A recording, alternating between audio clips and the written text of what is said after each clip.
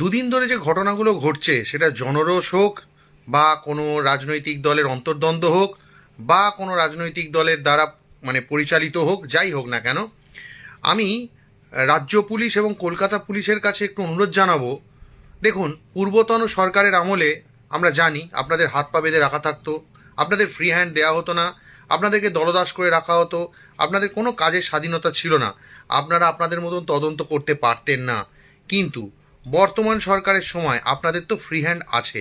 সুতরাং এই যে ঘটনাগুলো গতকাল এবং আজ যে ঘটেছে এবং আগামী দুদিনও কিন্তু ঘটবে, কারণ কালকে যেটা হয়েছে, যেটা কুণাল ঘোষ যেটা বলেছে যে সমস্ত ওয়ার্ডে ওয়ার্ডে সমস্ত জায়গায় নাকি কর্মসূচি পালন করতে হবে, মিছিল করতে হবে, তো একটা কিন্তু অশান্তি এরকম একটা হবে। এটা যেচে পড়ে ইচ্ছাকৃতভাবে এটা করা হচ্ছে, তৃণমূল এটা করছে, তার কারণ এইসব জিনিসগুলো করবে, প্রশাসন তাহলে পুলিশকে এই পিছনে লাগিয়ে রাখবে, এইসব নিয়ে সারাদিন ভাবনা চিন্তা করবে, তাহলে কাজের কাজগুলো করতে পারবে না, পরবর্তীকালে বলবে যে ওই তোরা কিছু করেনি। যাই হোক, এই প্ল্যানটা আশা করি বর্তমান সরকার বুঝতে পারছে, সাধারণ মানুষও বুঝছে।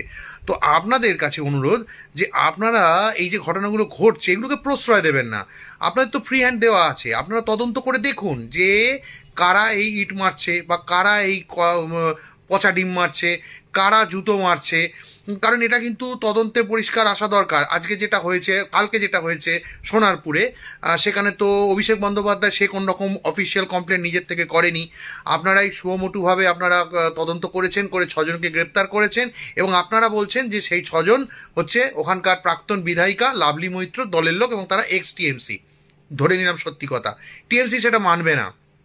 সুতরাং আপনাদের কিন্তু প্রকৃতভাবে তদন্ত করে তদন্ত রিপোর্টগুলো কোর্টে ফেলুন, যাতে এই লোকগুলো আপনারা যাদেরকে অ্যারেস্ট করছেন তারা যাতে দুদিন পরে হাসতে হাসতে হাজত থেকে বেরোতে না পারে। আপনারা সেইভাবে করুন তদন্তটা। দয়া করে শান্ত রাখুন গণতন্ত্রে। জনগণকেও বলবো সবাই শান্ত থাকুন। শুধু শুধু আইনকে হাতে নিয়ে কোনো লাভ নেই, এটা আমাদের সভ্য সমাজ এটা হয় না।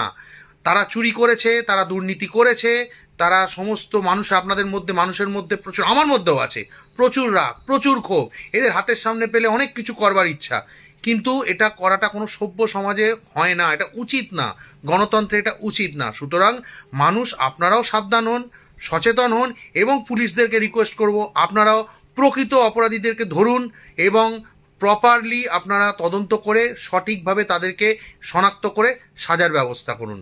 ধন্যবাদ।